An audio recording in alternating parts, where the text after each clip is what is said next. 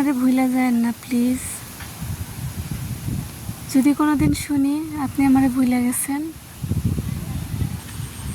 আমি কিন্তু ভীষণ কষ্ট পাবো। আমারে ভুলে যায়েন না প্লিজ।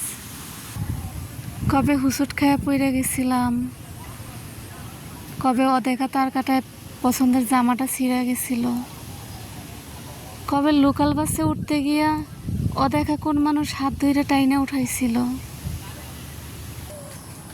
এরকম কত অপ্রয়োজনীয় স্মৃতিই তো আমরা মনের মাঝে গাইথা রাখি বলেন। ঠিক তেমন কইরা আমারও একটা কোনায় গাইতে রাখেন।